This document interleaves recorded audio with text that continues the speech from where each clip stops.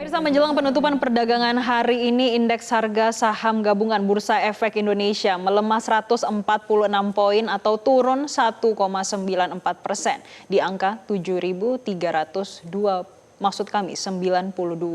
Pelemahan indeks harga saham gabungan terjadi seiring dengan pelemahan rupiah serta sentimen global yang semakin memanas. Dan untuk memantaunya langsung saja kita bergabung dengan jurnalis Metro TV Sheha Al-Hadar yang melaporkan langsung dari Gedung Bursa Efek Indonesia di Jakarta. Sheha, seberapa besar pengaruh nilai tukar rupiah terhadap pelemahan indeks harga saham gabungan pada perdagangan sore ini?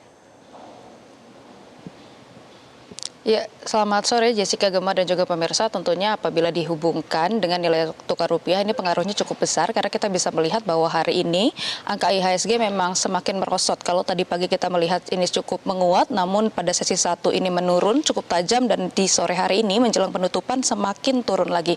Kita bisa menyaksikan bersama Jessica dan juga pemirsa untuk angkanya pada saat ini IHSG kembali melemah di angka 7.397 atau ini melemah 147 poin atau sekitar 1,9%.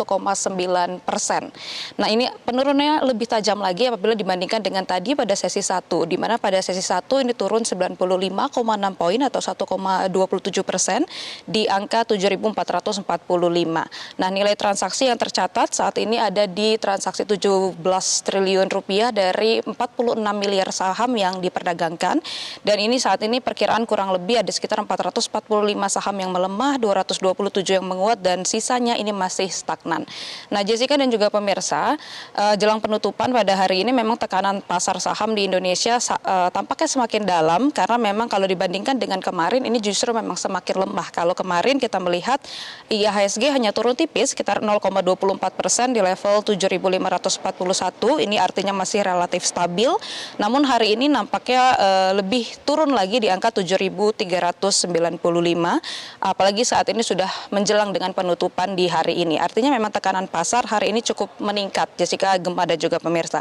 Tentunya ada beberapa faktor yang mempengaruhi penurunan IHSG pada hari ini.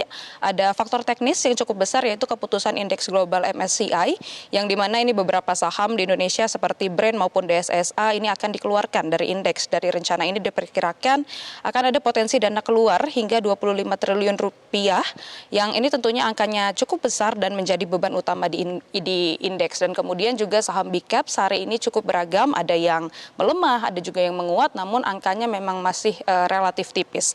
Kemudian ada sentimen global juga, Jessica, Gemma dan juga pemirsa, yang saat ini semakin panas. Tentunya kita mengetahui dinamika di Timur Tengah, perundingan yang mandek antara AS dan juga Iran yang sampai saat ini memang masih belum bisa dilihat hasilnya bagaimana. Kemudian juga kelanjutan dari gencatan senjata, namun perundingan yang sampai saat ini belum jelas kira-kira kapan perundingan akan dilanjutkan.